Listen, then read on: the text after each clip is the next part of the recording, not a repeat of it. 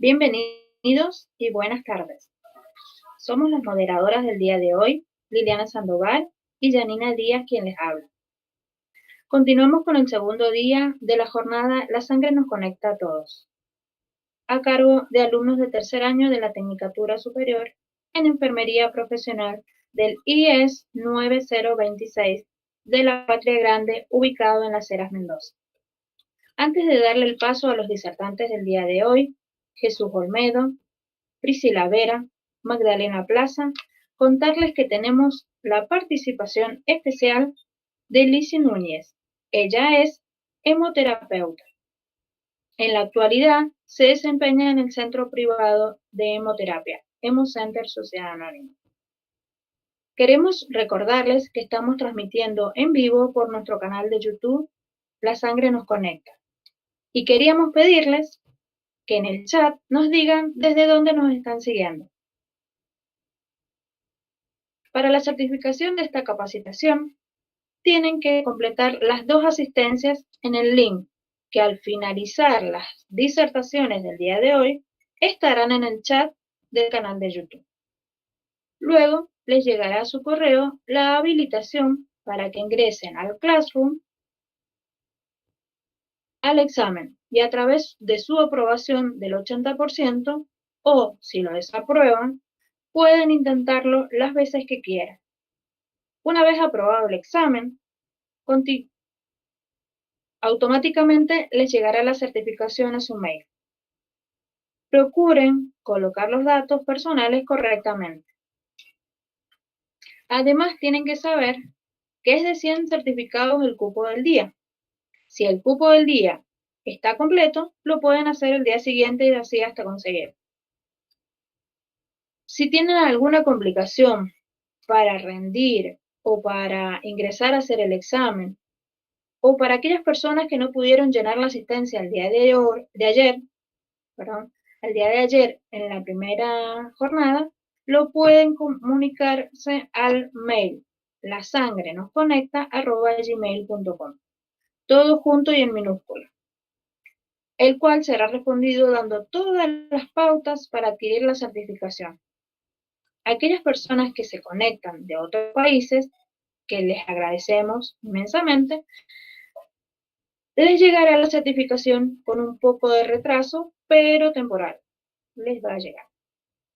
Liliana. Buenas tardes a todos, mi nombre es Liliana Sandoval y voy a ser la otra moderadora de esta segunda jornada de capacitación La Sangre Nos Conecta. Sin nada más que agregar, le damos la palabra a nuestro compañero Jesús Olmedo, que nos hablará sobre los aspectos legales de la donación de sangre y hemoderivados. Adelante, Jesús.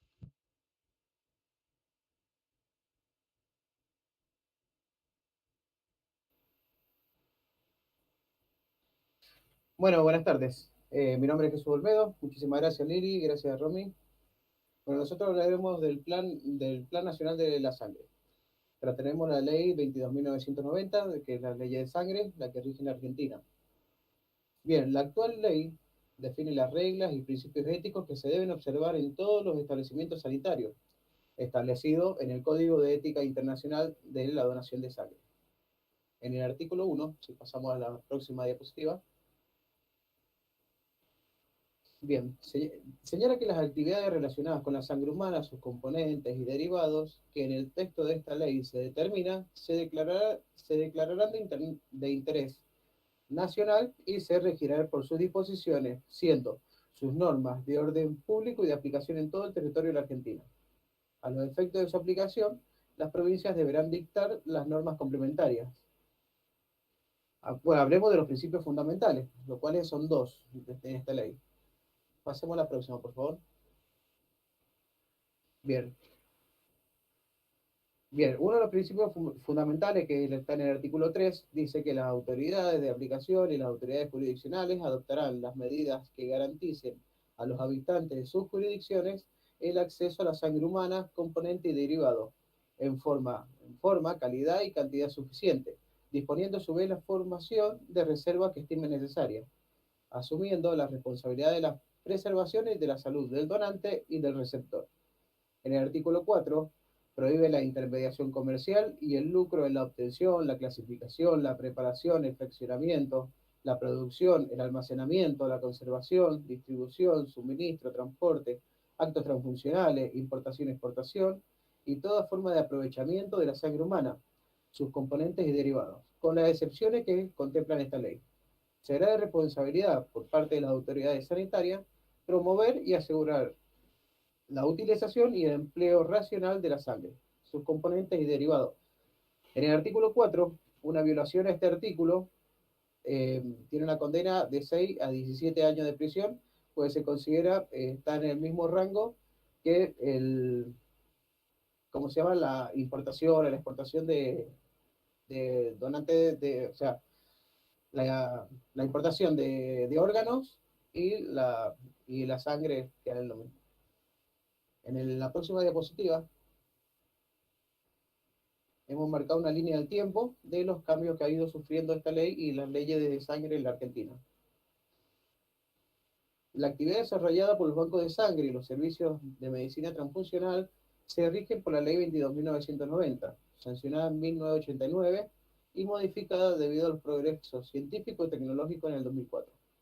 El servicio de hemoterapia es una especialidad médica que comprende la dirección, la implementación y evaluación de la donación de sangre, el fraccionamiento, la transfusión y los estudios inmunológicos y relaciones interdisciplinarias. En el 2004 fue la promulgación de la Ley 25.936, que declara el 9 de noviembre como el Día Nacional del Donante de Sangre Voluntario, en conmemoración a la primera transfusión de sangre citratada, descubrimiento del científico argentino Dr. Luis Agode. En el 2013, mediante la resolución 797, se aprueban los criterios para la selección de la sangre, del donante de sangre, para capacitar a los equipos técnicos tendientes a evitar el diferenciamiento y o rechazo del donante de sangre no justificable por la evidencia científica. También se incorporan las siguientes normas, como información en la predonación, cuestionario personal, la autoexclusión predonación y la autoexclusión postdonación. Este año, mediante la resolución 783, el Ministerio de la Salud de la Nación creó el Plan Estratégico para regular el uso del plasma en pacientes recuperados de COVID-19 con fines terapéuticos y en su artículo 2 requiere que las autoridades sanitarias jurisdiccionales definan los centros regionales que van a estar encargados de la captación y recolección del plasma de los pacientes recuperados de COVID-19. En Mendoza está el Centro Regional de Hemoterapia, que es más conocido como el Banco de Sangre, el Hospital Central y el Centro de Hemoterapia del Hospital del Carmen. Pasemos a la próxima, please. Bien, funciones del Estado. Hay dos funciones principales. El Estado y la promoción de la donación voluntaria. Esa es una. Entonces, como la sangre no puede fabricarse y se produce de la donación de una persona, el Estado y sus diferentes niveles de organización deben velar por el correcto uso de ese recurso en todas sus etapas, basándose en el Código Internacional de Ética de la Transfusión Sanguínea. Esto define las necesidades de desarrollar una política orientada en la planificación y en la regularización de hemoterapia. El segundo principio fundamental es contar con una política de Estado que busque un bien común. El Estado Nacional las provincias están desarrollando una transformación en la infraestructura de los bancos de sangre, creando las condiciones que favorezcan a la donación voluntaria. Para ello se han actualizado el marco legal, se conformaron equipos técnicos en las 24 provincias y el Ministerio de Salud hizo un gran aporte de 400 millones de pesos para facilitar estos cambios de estructura en las redes de sangre provinciales y tiene planificado ir aumentando el aporte. Pasemos a la próxima, por favor. Principios éticos. Los principios éticos siempre han estado presentes en la recolección, en el procesamiento y la transfusión de la sangre y sus componentes. Fundamentalmente, están orientados a la promoción del donante y del receptor de sangre. Desde 1936, el movimiento de la Cruz Roja Internacional ha destacado los principios de humanidad, de solidaridad, de servicio voluntario e imparcialidad del donante de sangre. El acto del donante de sangre es un ejemplo palpable de la aplicación de los principios bioéticos. Y cuando hablamos de principios bioéticos, todos nos preguntamos qué son los principios bioéticos. Es la aplicación de los principios fundamentales que garanticen la asistencia al donante y al receptor. Estos son, pasemos a la próxima diapositiva, por favor. Bien, estos principios son 4: la autonomía, la beneficencia, la justicia y la no maleficencia. La autonomía tiene un claro exponente, es que el donante de sangre debe ser, ante todo, un individuo que voluntariamente y de forma altruista está en disposición de brindar su sangre o algunos de los componentes para ser empleado en enfermos que lo necesiten. También tiene un punto muy especial que es el consentimiento informado, donde se informa los detalles de todo el proceso, sus objetivos y los riesgos en que se somete, y todo esto, bueno, tiene que estar aceptados por el donante o el receptor. Pues, siempre por escrito, bien detallado. Beneficencia. Bueno, tiene un propósito dual: no dañar ni al donante ni al receptor de la sangre. De este modo, en el examen físico, los estudios de laboratorio que se realizan al donante se persiguen detectar antecedentes, síntomas o parámetros de laboratorio que puedan dañar a cualquiera de los dos. Bueno, y se les avisa. Principio de justicia. En virtud del cual de la donación de sangre no habrá de entrañar ninguna discriminación por clase de raza, nacionalidad, ni religión o preferencia sexual. Del mismo modo, orienta la creación de reglamentos que especifiquen los requisitos a cumplir por un presunto donante en cuanto a edad, peso, estado de salud, el volumen, la frecuencia de la donación, el peso y el sexo, que eso lo habló mi compañera ayer, lo pudieron explayar bien. Como último principio tenemos la no maleficencia. Básicamente es que no hay que producir daño, hay que prevenirlo. Incluye no matar, no provocar dolor ni sufrimiento, no producir incapacidad y no hacer daño. Es un principio de ámbito público y su cumplimiento está penado por ley. Bueno, esta ha sido mi disertación de hoy. Cualquier preguntita que tenga me la hacen al final. Así, pero bueno, ha sido todo. Muchísimas gracias. Muchas gracias, Jesús, por tu disertación. Recuerden que pueden escribir en el chat de YouTube desde dónde siguen esta capacitación, desde qué lugar están conectados, y serán leídos luego de la siguiente disertación. A continuación, le cedemos la palabra a la compañera Priscila Vera, que nos hablará de los nuevos lineamientos técnicos relacionados a COVID-19. Adelante, Priscila. Muchas gracias, Liliana. Bueno, como mi compañera les dijo, mi nombre es Priscila Vera. Muy buenas tardes a todos, a aquellos que nos están siguiendo por nuestro canal. Yo les voy a hablar de los nuevos lineamientos técnicos que están relacionados a esta nueva pandemia del COVID-19. Pasemos a la siguiente filmita. Estos lineamientos tenemos que conocer qué es lo que son y cuál es su propósito. Los lineamientos son un conjunto de medidas que tienen como propósito disminuir el riesgo de la transmisión de la infección y así poder sostener la promoción y de la donación voluntaria y habitual. ¿Qué se busca con esto? Se busca captar nuevos donantes y también aquellos donantes regulares que han dejado de ir a donar debido a que tienen miedo a contagiarse por la pandemia del COVID-19. Y para asegurarles esto, debemos también, y para asegurar que la donación de sangre sea segura y eficaz, debemos seguir ciertos criterios. Pasemos a la siguiente filmina. Estos criterios son la elección de los donadores, o sea, quienes no están aptos para donar, y también la hemovigilancia. Primero les voy a comentar quiénes no están aptos para donar. Bueno, no están aptos para donar los candidatos sintomáticos, que cumplen con criterios de caso sospechoso de COVID-19. Tampoco pueden donar a aquellas personas que tengan historial de viaje en los últimos 14 días, y se considera así por un periodo de 30 días. Tampoco pueden donar los candidatos que tuvieron contacto con personas sospechadas o confirmadas de COVID-19 en los últimos 14 días y también por un periodo de 30 días. Ahora también debemos conocer qué es la hemovigilancia. Bueno, la hemovigilancia es un conjunto de medidas que se toman para detectar cualquier efecto adverso que puede ocurrir en cualquier punto de la cadena transfusional, ya sea desde la elección del donante hasta la extracción de la sangre, el procesamiento y el análisis de los componentes sanguíneos, la distribución y la administración de la sangre. ¿Y cómo vamos a lograr esto? Bueno, se llevan a cabo ciertos procesos. Lo primero es solicitarle al donante que notifique si ha surgido algún cambio en su salud relacionado al COVID-19, o sea, si es caso sospechoso o confirmado, dentro del mes después de que donó. ¿Para qué se le pide que informe esto?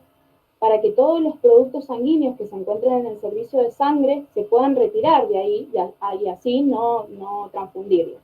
Y también para lograr captar a aquellas personas que en el caso de ser así hayan recibido la sangre, lograr rastrearlas y hacerles un seguimiento para verificar si han tenido algún efecto adverso o se han contagiado de la enfermedad. Pasemos a la siguiente diapositiva. Ahora le vamos a hablar del plasma, de la donación de plasma, que todos deben haber escuchado en el noticiero, en las redes sociales o en cualquier otro medio, que es la donación de plasma de pacientes recuperados de COVID-19.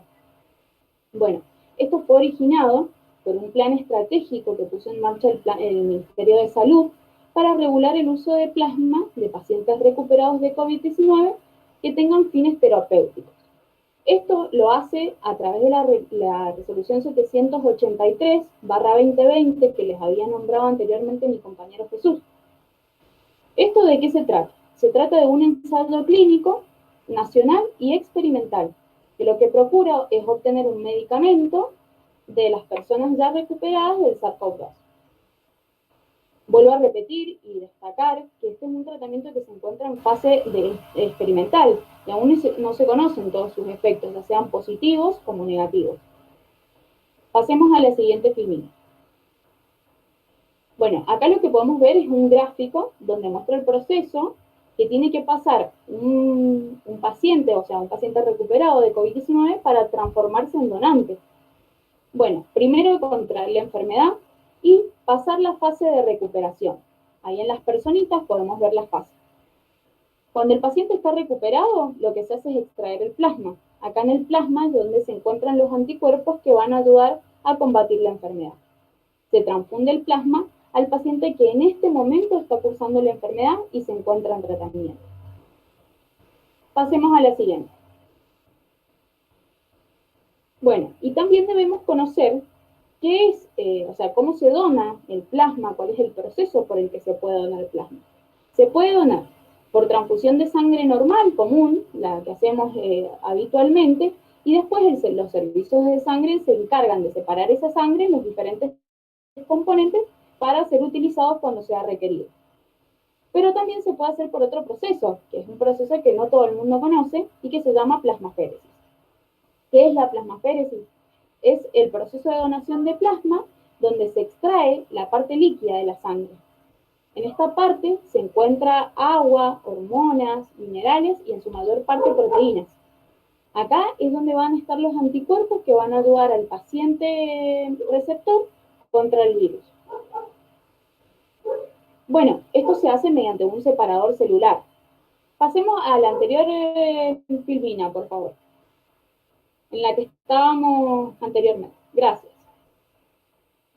Bueno, esto se va a hacer mediante un separador celular, que lo que hace es extraer la sangre entera y la separa, recolecta el plasma y los demás componentes los devuelve al donante. Este proceso aproximadamente va a durar entre 30 minutos y 45 minutos.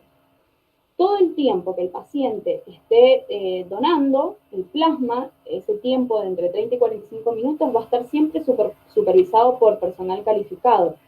Además, todo el material que se usa es estéril y totalmente descartable. Así que todo esto es seguro, se debe garantizar la seguridad de las personas. Ahora sí, vamos a pasar a la siguiente filmina. Bueno, entonces además, para conocer un poco más de lo que es la donación de plasma, también debemos conocer cuáles son los requisitos. Los requisitos son casi los mismos que para la donación de sangre habitual, con la diferencia que obviamente el paciente tiene que haber tenido un diagnóstico de COVID positivo y presentar un estudio de PCR negativa de más de 14 días o también puede ser 30 días desde el alta médica. Además, deben tener entre 16 y 65 años. Los chicos menores, o sea, los de 16 y 17 años, deben concurrir acompañados por un familiar, por el padre del tutor, para dar su consentimiento.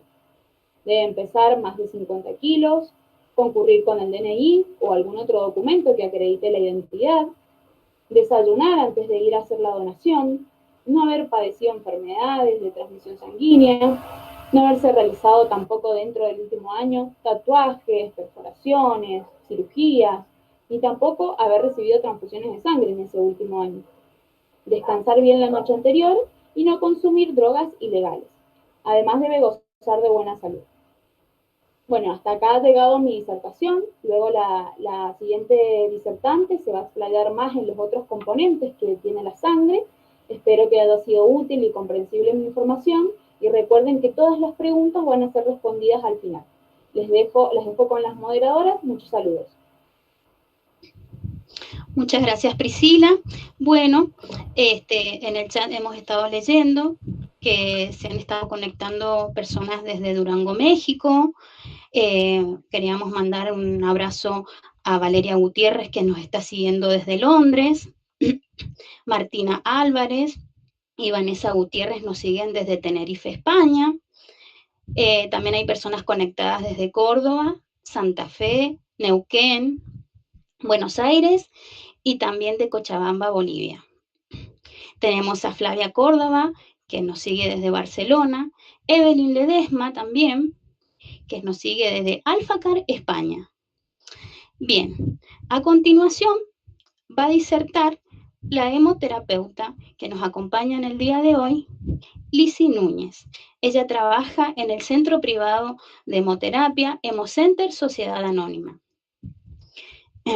Y nos hablará sobre plaquetoferesis y crioprecipitados. Bueno, sin nada más que agregar, adelante, Lizzy. Hola a todos, buenas tardes casi noches ya. Bueno, han estado hablando temas muy interesantes antes que yo, donde se mencionaron otros componentes sanguíneos como el plasma y la donación de sangre de glóbulos rojos. Yo voy a tocar dos temas que me parecía muy importante agregarle al programa, que son plaquetas y crioprecipitados. Primero, agradecerle a la escuela, al IES 9026, que me da este espacio. Y segundo, bueno, que disfruten y espero que les sirva la información. Cualquier pregunta estoy dispuesta a responderla en lo que pueda. Les voy a contar primero sobre las plaquetitas, que las obtenemos desde una donación común o por plaquetoféresis, como dice la primera diapositiva, que están viendo en pantalla. Es un procedimiento que mencionó Priscila anteriormente, que si podemos volver a la diapositiva número 15, donde se muestra la máquina de aféresis, para que yo les pueda contar un poquito. ¿Puede ser? Ahí está. Bien. Bien, ahí se ve la máquina de aféresis, donde se conecta al donante por una vía, ¿sí?, que va directo a la máquina. La máquina lo que hace es extraer solo la célula que necesito. En el caso de la plaquetoféresis, extrae solo las plaquetas. Lo demás vuelve al donante, entonces es un procedimiento inocuo y no produce mayores complicaciones, ya que ni siquiera hay pérdida de iones como se produce en una donación común, donde se hace una extracción de sangre total. En este caso no. Volvamos a mi diapositiva número 17.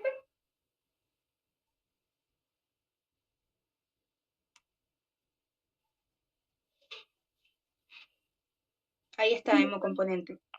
Sí. Si quieres pasemos a la siguiente. Bien, de una donación común, primero vamos a ver qué obtengo de una donación común y después pasamos a explicar qué diferencia tiene con este procedimiento tan innovador que es la aféresis. De una donación común obtenemos sangre total, que luego vamos a centrifugar a distintas temperaturas y a distintas revoluciones, según es lo que vamos a querer obtener. Podemos obtener, como se ve en la diapositiva, plasma, que tiene muchísimo plasma, como pueden ver es la parte más grande de la sangre, es un 55%. Dentro del plasma están estos dos componentes de los que yo me voy a referir, que son las plaquetas y los crioprecipitados, y por otro lado separo los glóbulos rojos. Cada componente sanguíneo se conserva a diferente temperatura y de diferente forma. Es por ello que se separan. Perdón, estoy en el trabajo, así que van a tener que disculpar. Bien.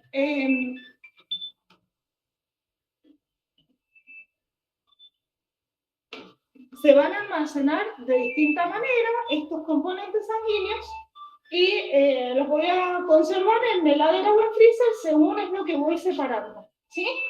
Si obtengo plaquetitas del plasma, que tengo que centrifugarlo apenas lo saqué para obtener plaquetas, con una centrifugación suave, porque las plaquetas son sumamente lábiles, se pierden si no, y el crioprecipitado no, por otro lado, se obtiene de plasma que ya ha sido congelado. Debo descongelar ese plasma a una temperatura de aproximadamente 4 grados, se puede hacer de 2 a 6 grados, por eso digo más o menos 4 grados, lo descongelo con tiempo, lo centrifugo y obtengo este crioprecipitado, que es la parte proteica de la sangre. Pasemos a la siguiente diapositiva. Recién mencionaron que hay hemocomponentes y hemoderivados, yo lo voy a volver a mencionar porque voy a hacer algunas aclaraciones cuando hable de patologías que vamos a tratar con estos componentes sanguíneos. Y tenemos, por un lado, los hemocomponentes, que son los glóbulos rojos, el plasma, las plaquetas y los crioprecipitados, pero también se pueden obtener unos compuestos que se llaman hemoderivados, que si bien son parte de la sangre, se llaman medicamentos en realidad porque no se hace como transfusión, no se coloca como transfusión, sino que se va al laboratorio y pasa a ser un medicamento, ¿sí? Por ejemplo, en las hemofilias tenemos el concentrado del factor de von Willebrand que tiene una doble activación viral. Esos pacientitos necesitan recibir con mucho cuidado este tipo de componentes. Pasemos a la siguiente diapositiva. Bien, recién mencioné que las plaquetas se pueden obtener por una donación común, que es la que todos conocen, donde vienen al centro de hemoterapia, se les coloca una vía para hacer la extracción en una bolsita que yo la traje para mostrárselas, ¿sí?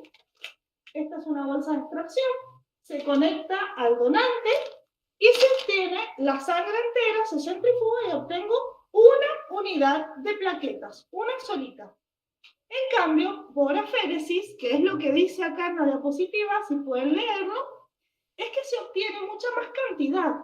Eso tiene de innovador y de espectacular este proceso, y que es que yo puedo obtener hasta 7 unidades de plaquetas.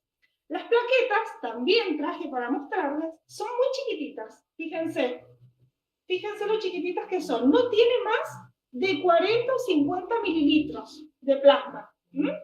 Las plaquetitas se ven muy poquito, porque son muy chiquititas, no tienen color, están unidas a algunos eritrocitos que quedan, por eso se ve un poquito rojo, y se utilizan en pools, no se pasan solitas. ¿Por qué? ¿Por qué no se pasan solas? Porque la plaqueta se pasa una unidad de plaquetas cada 7 o 10 kilos de nuestro paciente. Si estamos hablando de un paciente adulto, va a utilizar entre 7 u 8 plaquetas, no menos de eso. Entonces necesito, para cubrir la demanda de un paciente, 7 unidades de plaquetas, como mínimo. Entonces, de una donación común que saco una sola unidad de plaquetas, voy a necesitar 7 donantes para cubrir la demanda de mi paciente. En cambio, por aféresis no. Esto es lo fabuloso de este procedimiento. ¿Qué tiene aparte de ser tan fabuloso por la cantidad de plaquetas que tiene? Es que no nos afecta en nada, porque la cantidad de plaquetas en una persona sana es muy grande. Va de 150.000 a 450.000. Entonces no nos afecta. Y como todos los demás componentes vuelven a entrar en el cuerpo del donante se recupera en 48 horas, ya tiene absolutamente todos los valores a nivel normal y puede donar plaquetitas cada 10 o 15 días. Este procedimiento de aféresis está siempre acompañado por un médico que está con ustedes durante todo el tiempo de la donación. En la diapositiva menciona 90 a 120 minutos. Esto varía, ¿sí? Varía, depende del acceso venoso que tenga el donante. Generalmente no pasa de los 40 minutos. Y es fabuloso lo que pueden hacer con esas plaquetitas. Así que los invito a unirse al que quiera. Ya lo mencionaron anteriormente, pero bueno, esto justamente es para que ustedes se informen y sepan que hay muchísimas maneras de donar. No solamente es ir y que nos saquen una bolsita de sangre entera, que por ahí me puedo descomponer, o si tengo falta de iones, o si no desayuné bien. Esto en el proceso de aféresis prácticamente no sucede. Bien, ahí se habla también de las plaquetas, que son el primer componente del que yo les voy a hablar. Las plaquetas son sumamente importantes porque actúan en la hemostasia primaria. ¿Qué es la hemostasia primaria? Pasamos a la siguiente diapositiva. Es la anterior, la diapositiva donde dice hemostasia primaria y hemostasia secundaria. Ahí está, es esa. Es que yo acá lo veo con un pequeño delay. Bien. Okay. En la hemostasia primaria, entonces, se forma el tapón plaquetario, ¿sí? Donde las plaquetas vienen hasta donde está la noxa, donde se produjo la abertura o el sangrado, y van a formar el primer tapón para hacer que deje de salir sangre. Se llama tapón blanco, tapón plaquetario, tiene varios nombres. Como les conté recién, las plaquetas son muy lábiles, así que necesito después otro tipo de tapón que sea más estable, más firme. Ahí vamos a tocar la hemostasia secundaria. Pero todavía me voy a detener en la primaria. Estas plaquetitas, entonces, son las primeras en actuar cuando se produce una anoxa. Por eso es que son tan importantes. ¿En qué los utilizamos? Pasemos a la siguiente diapositiva, así les muestro los valores y después les cuento en qué se utilizan las plaquetas. Aquí les he dejado valores sanguíneos normales. Les puse todo igual para el que quiera mirar y quiera conocerlos. Puse hematocritos, hemoglobinas. Yo a lo que me voy a abocar en mi parte es a donde dice plaquetas o recuento plaquetario, que va de 150.000 a 400.000, como les conté recién. O sea que a nosotros, los donantes, no nos afectan absolutamente nada. Esto se vuelve a recuperar. Pasamos a la siguiente diapositiva. ¿Por qué no nos afecta? Yo tengo que tener más de 100.000 plaquetas para estar bien, ¿sí? Ahí en la diapositiva donde dice trombocitopenia, en uno de los lados dice riesgo de sangrado, fíjense.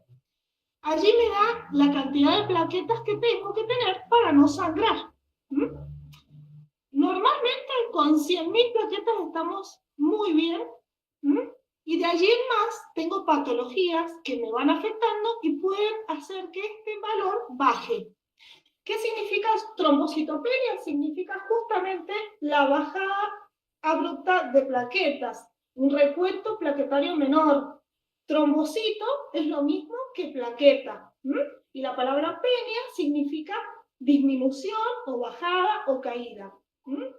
Es por eso que se llama trombocitopenia o plaquetopenia. ¿Qué pasa? En pacientes leucémicos, por ejemplo, o pacientes con trastornos de autoinmunes, como el lupus eritematoso sistémico o con púrpuras, tienen un recuento plaquetario inferior a 20.000, ¿sí?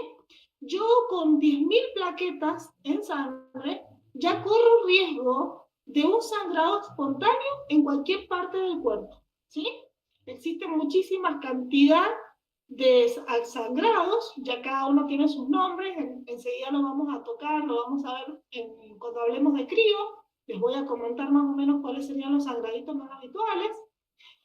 Pero bueno, en patologías entonces, como los carcinomas, los linfomas, algunas púrpuras, no todas, trastornos medulares, lógicamente, si está afectada la médula, tengo todos los valores afectados y generalmente se provocan plaquetopenias o pancitopenias, que se llaman, donde todos los valores se mueven de su lugar y hacen generalmente una disminución.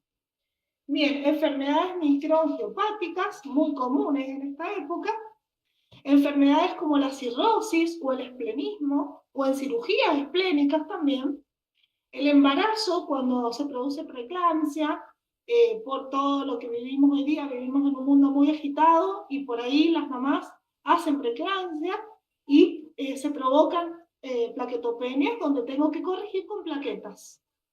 Avísenme, por favor, me mandan un mensajito si voy muy rápido, ¿sí? Lo que no quiero es que se haga tan largo. También en la septicemia o en enfermedades con toxicidad celular, también se puede producir plaquetopenia y en todas estas patologías voy a administrar plaquetas. La plaqueta es un tratamiento paliativo, ¿sí? No es que mi paciente se va a recuperar porque la enfermedad de base es otra, pero sí le voy a ayudar a que deje de sangrar y va a poder tener una recuperación más rápida. Pasemos a la siguiente.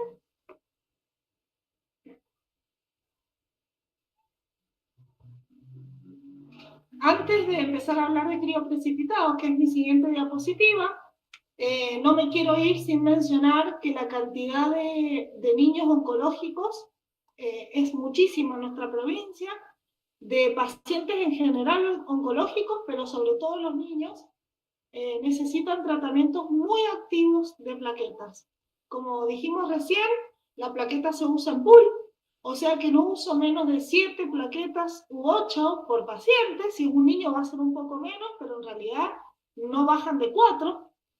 Es decir que necesito mucha cantidad de plaquetas. Es muy importante que entiendan y conozcan este procedimiento de aféresis, donde ustedes se sacan un turno con un médico que los va a controlar, van el día y la hora que ustedes acuerden con el médico, es sumamente saludable para ustedes también y saludable para esos niños que los están necesitando, así que los invito por favor a que el que quiera sumarse lo haga a donde ustedes quieran, en el centro de hemoterapia que ustedes quieran, pero que lo hagan porque es muy, muy importante. Ahora sí paso a los crioprecipitados, que es la parte proteica de la sangre. Cuando decimos proteicas, hablamos de proteínas. Las proteínas, este tipo de proteínas son proteínas grandes y pesadas, ¿sí? Que por eso las obtengo por centrifugación, las obtengo a temperaturas bajas, ¿sí? El plasma ya estaba congelado, lo descongelo, lo centrifugo y ahí obtengo el crioprecipitado, ¿sí? ¿En qué se utiliza este crioprecipitado que es fabuloso? Aunque no lo puedan creer, no es muy conocido ni siquiera a nivel salud. Y es sumamente impresionante el efecto que tienen los pacientes con sangrados activos, ¿sí? ¿Por qué? ¿Qué pasa? ¿Por qué me ayuda? El crioprecipitado tiene una cantidad, si leen al final de la primera diapositiva, dice que en esos 15 mililitros o 25 mililitros, también les traje un crioprecipitado para mostrárselos, ¿sí? Está congeladito, por eso no se mueve, pero es chiquito. Tengo 150 miligramos de fibrinógeno, de 150 a 250 si está bien logrado. El fibrinógeno es una sustancia inactiva que es activada en sangre y se transforma en fibrina, que más adelante yo les mostré una diapositiva que decía hemostasia primaria, hemostasia secundaria. Este fibrinógeno actuaría en lo que se denomina hemostasia secundaria, ¿sí? O tapón rojo, ¿sí? Que es el de fibrina. Pasemos a la siguiente diapositiva, por favor.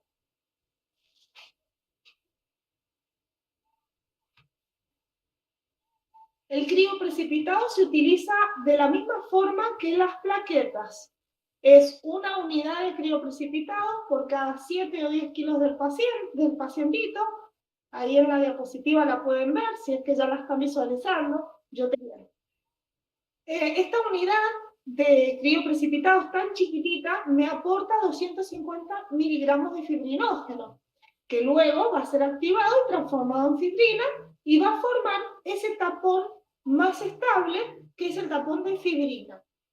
Pasemos a la siguiente diapositiva. El crioprecipitado, aparte de tener este fabuloso componente que es el fibrinógeno, este factor de coagulación que se llama fibrinógeno, tiene otros factores. Ahí la podemos ver en nuestra diapositiva, las cantidades, los porcentajes. Fíjense, en factor 8 lo que tengo, ¿sí? Dice 50% de factor 8, tengo fibrinógeno, tengo factor 13 y tengo factor de von Willebrand, ¿sí? Fíjense la cantidad de factor de von Willebrand que tengo y la cantidad de factor 8 que tengo. Es sumamente importante este dato, no es menor, no es un dato menor. ¿Por qué? Porque tengo muchísimas patologías para tratar con estos componentes que están dentro de la sangre, que me ayudan a que mi paciente deje de sangrar, que son, por ejemplo, las hemofilias, ¿sí?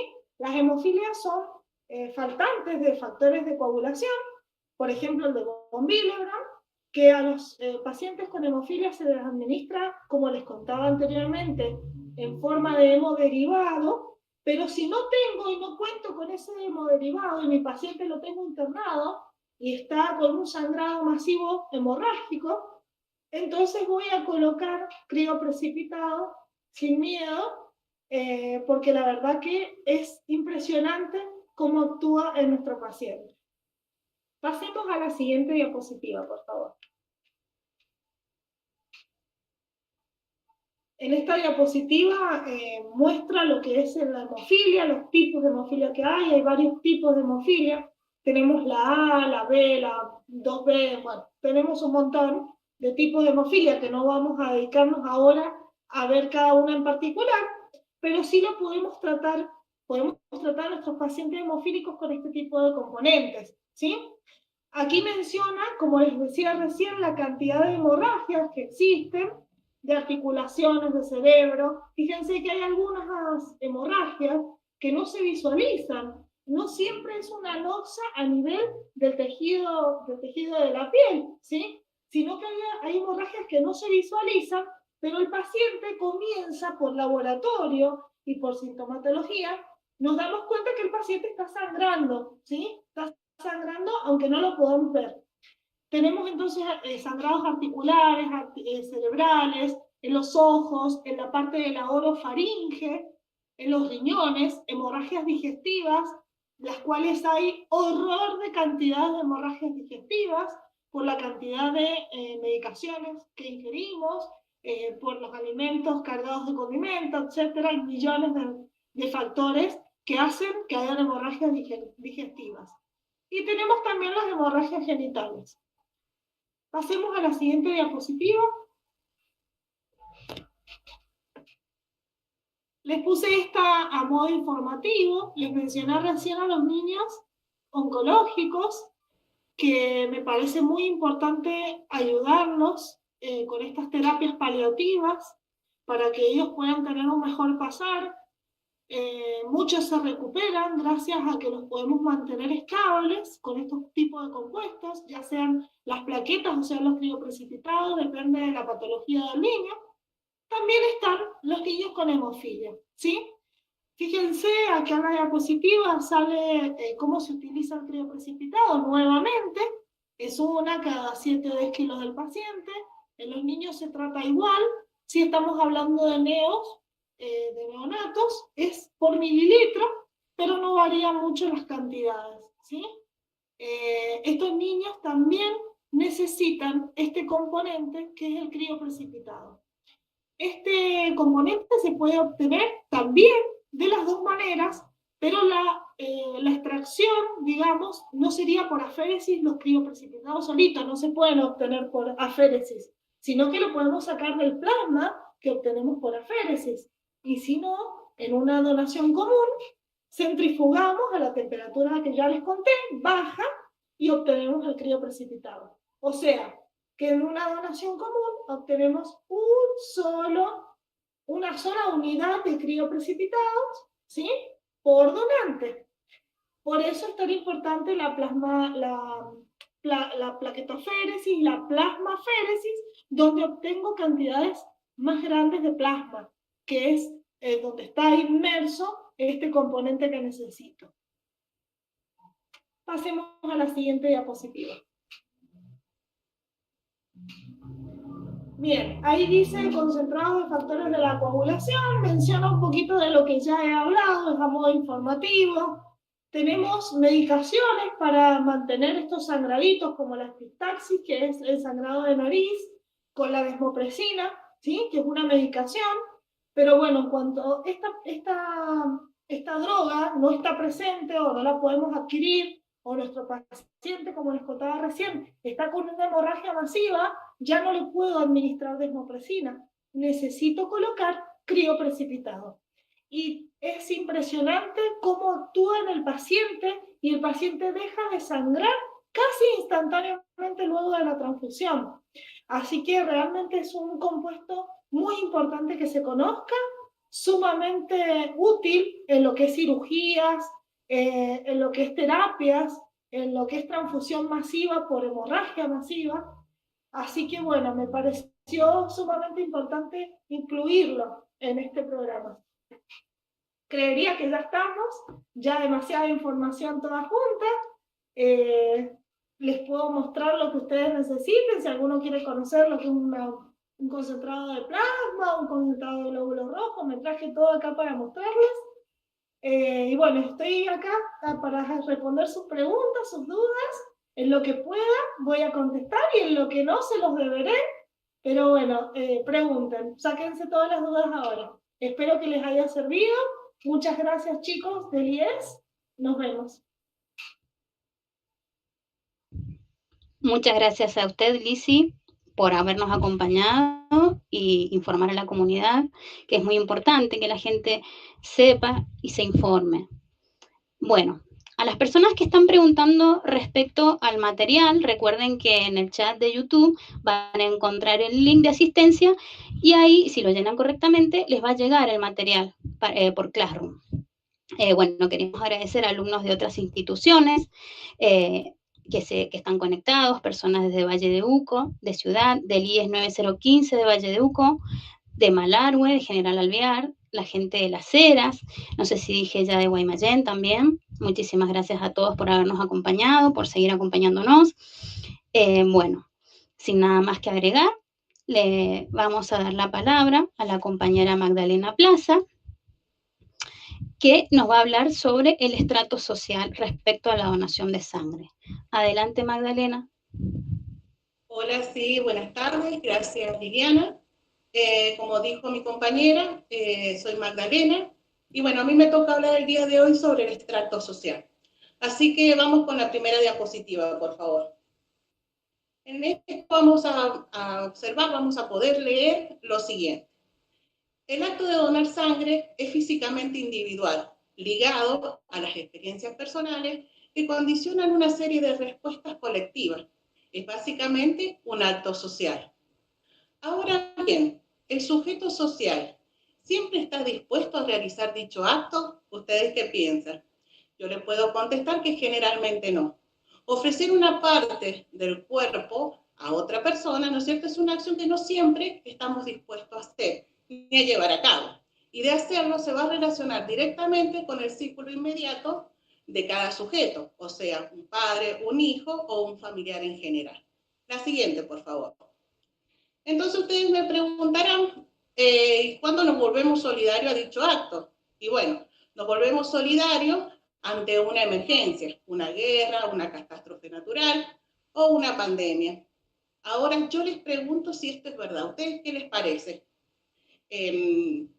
¿Nos hemos vuelto más solidarios en pandemia? ¿Ustedes qué piensan? Es una pregunta que yo les voy a dejar para reflexionar. La siguiente, por favor.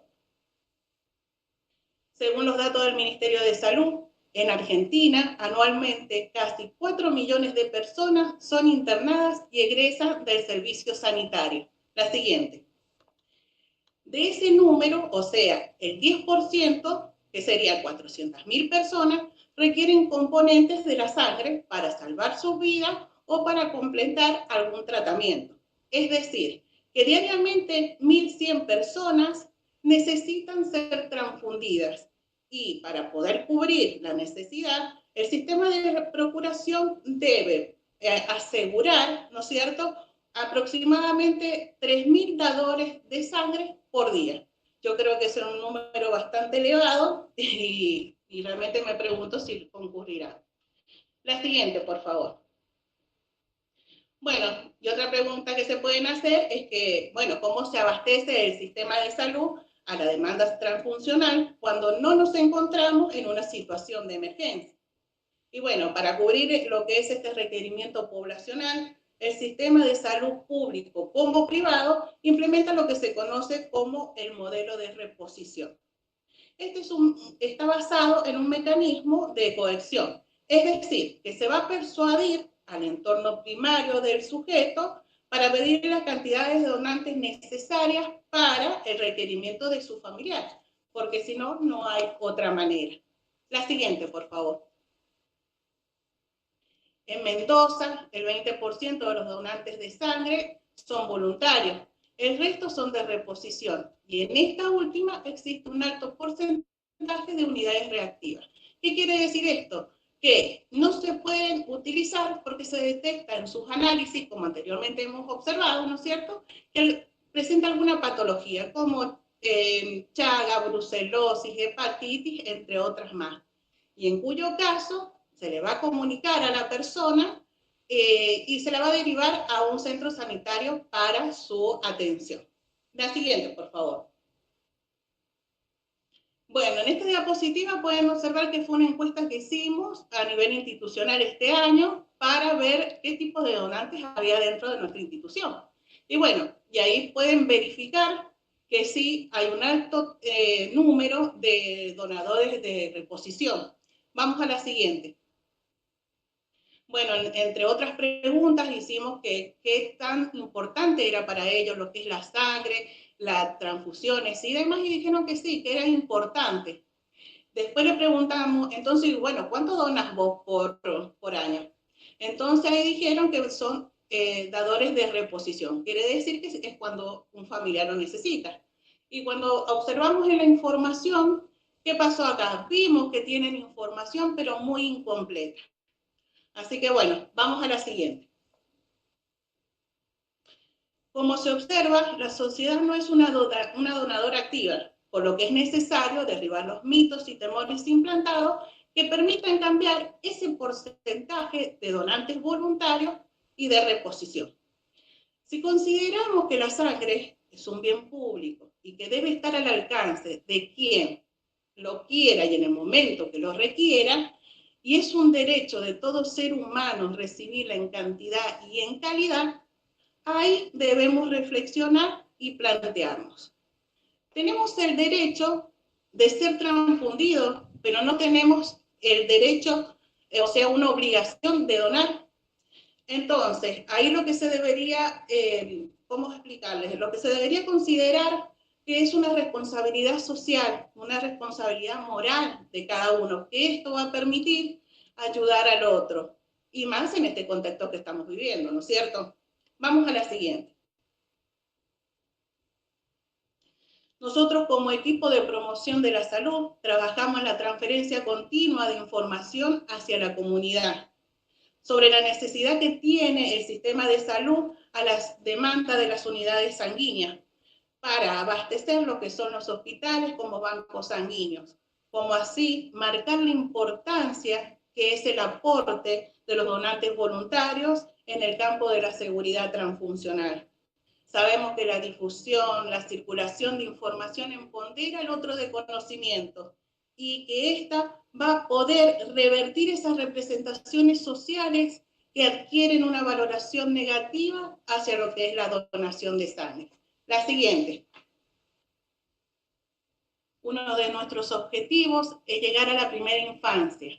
Es un periodo de sociabilización donde podemos comenzar a instruir lo que es la problemática por medios de juego.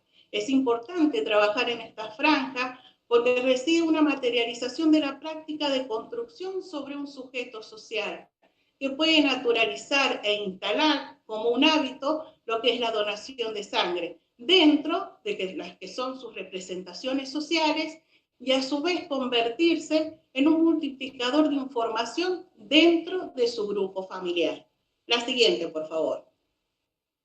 Como así también tenemos que implementar lo que son los trabajos educativos en grupos de jóvenes, porque a medida que se cuente con una población más educada, se podrá lograr que la donación de sangre se perciba y se sienta como una responsabilidad social y de igual manera trabajarlo en la comunidad. La siguiente, por favor. A través de estos 2 días de capacitación hemos ido brindando todos los conocimientos necesarios para tan maravilloso acto y estamos satisfechos de haber cumplido con nuestro objetivo, que es informarlos. Los invitamos a que concurran a los centros hematológicos de cualquier hospital y que donen sangre, plasma, plaquetas. Sabemos que estamos atravesando un momento muy difícil y que si todos colaboramos y somos solidarios podemos salir adelante. La siguiente, por favor.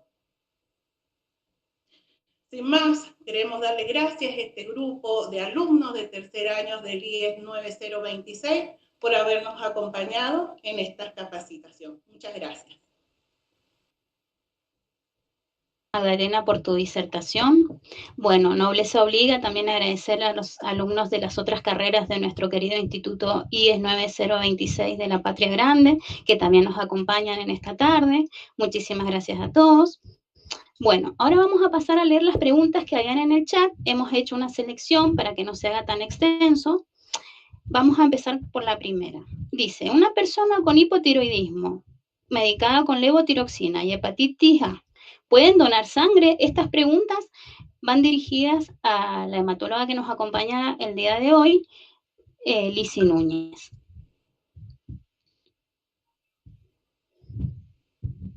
Hola Lili, bueno, gracias. Ahí estuve respondiendo igual algunas preguntitas en el chat, escritas. Las personas con hipotiroidismo que estén medicadas, por supuesto, que estén estables, pueden donar, no deben dejar de tomar la medicación ese día porque no influye en nada. Las hipertiroideas, por otro lado, no pueden donar. Y la hepatitis A tiene una sola cláusula y es que haya tenido la persona hepatitis A, pero con menos de 10 años de edad. Hasta 12 se puede extender, pero no más de eso. O sea, que hayan sido niños cuando la tuvieron. Si la tuvieron de grandes, después de los 12 años, esa hepatitis deja secuelas hepáticas. Así que no pueden donar. Bien, gracias. La siguiente pregunta dice, paciente que padeció meningitis, ¿puede donar sangre?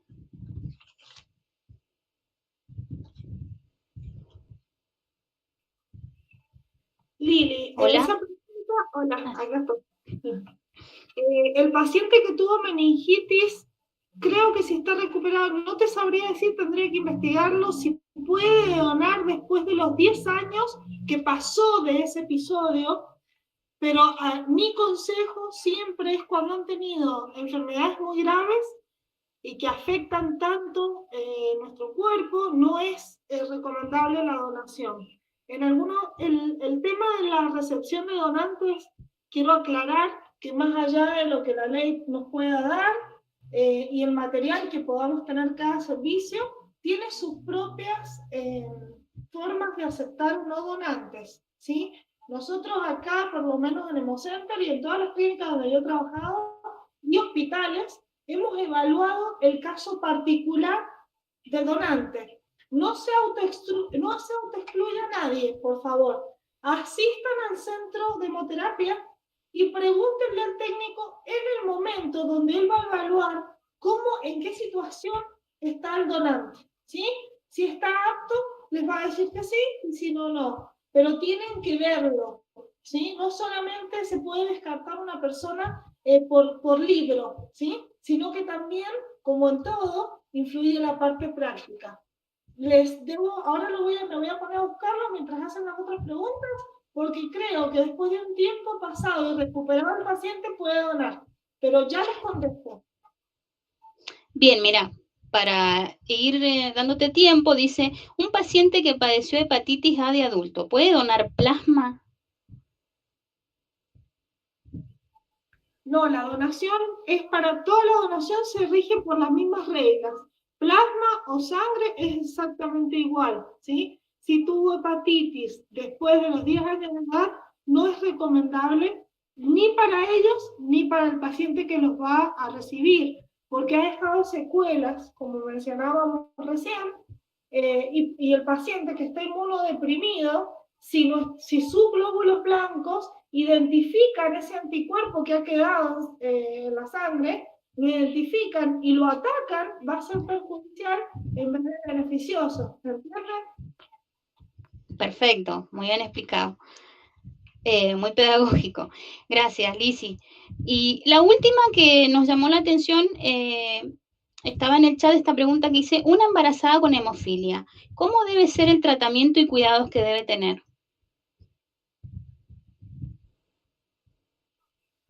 En realidad, ese es un procedimiento médico, ya no pasa por mis manos.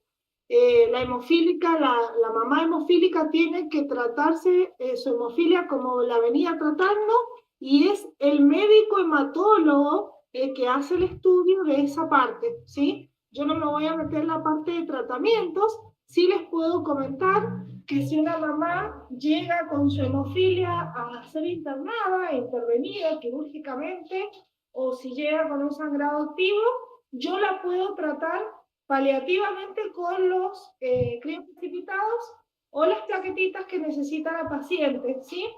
Generalmente las hemofilias tratamos de pasar isogrupos, que se llama, o sea, el mismo grupo, porque a veces suelen tener anticuerpos irregulares, que es larguísimo y extenso el tema, pero bueno, lo voy a mencionar. Se hace un estudio más específico que se disminuye mucho pasando isogrupos, o sea, el mismo grupo. Si bien las plaquetas y los crioprecipitados no influye el sistema ABO, chicos. No se pasa como glóbulo rojo, que al A le tengo que pasar a O0 y nada más. En las plaquetas y crioprecipitados esto no influye, ¿sí? Pero en este tipo de pacientes vamos a tener algunos cuidados específicos. Bueno, muchas gracias, Lisi, por su tiempo, por educar a la comunidad. Le agradecemos mucho. Así que bueno, le paso la palabra a la compañera Janina Díaz. Muchas gracias, Liliana. Muchas gracias, Lisi. Muy clara, muy precisa. Les agradecemos a cada uno por sus preguntas y a todos los que nos han acompañado a través del canal de YouTube. Queremos mandarle un cordial saludo y un fuerte abrazo a la profesora Amanda Gómez, quien nos recibió en primer año con nuestras ansiedades, miedos e incertidumbres. Y ella con su amor, carisma, apoyo incondicional, siempre nos alentó a seguir adelante. Y ahora, con sus bellas palabras que nos dio antes de esta capacitación, mandarles nuestros mejores deseos para que se mejore pronto. Y a la licenciada Soledad Escobar y a la licenciada Verónica Páez, que fueron grandes pilares en nuestra formación. Sumamente agradecidos a ellas. Sin más que agregar, quiero recordarles de no olvidar completar la asistencia del día de ayer y del día de hoy para la certificación de esta capacitación, que está en el chat de YouTube. Luego les llegará a su mail la habilitación para que ingresen desde Classroom al examen y tras su aprobación del 80%, o si lo desaprueban, pueden intentarlo las veces que sean necesarias. Una vez aprobado el examen, automáticamente les llegará la certificación a su correo. Además, tienen que saber que es de 100 certificados el cupo del día. Si el cupo del día está completo, lo pueden hacer el día siguiente. Si tienen alguna complicación para rendir o para ingresar a hacer el examen, o para aquellas personas que no pudieron llenar la asistencia del día de ayer, pueden comunicarse al mail lasangrenosconecta@gmail.com, el cual será respondido dando todas las pautas para adquirir la certificación. Aquellas personas que se conectan de otros países, además de darles las gracias por su participación, les llegará con un tiempo de retraso temporal, pero les llegará. Para finalizar la capacitación del día de hoy, le damos la palabra a la licenciada Paula Bustos, coordinadora de la Tecnicatura Superior en Enfermería Profesional del IES 9026. Licenciada. Buenas tardes a todos y a todas. La verdad que es un placer contar con esta calidad de estudiantes y personas que nos enorgullece en la profesión y en la institución. Así que feliz, gracias, gracias, gracias. Orgullosa de ustedes. Un fuerte abrazo desde la virtualidad. En algún momento vamos a festejar todo esto. Excelente, chicos, un orgullo. Gracias.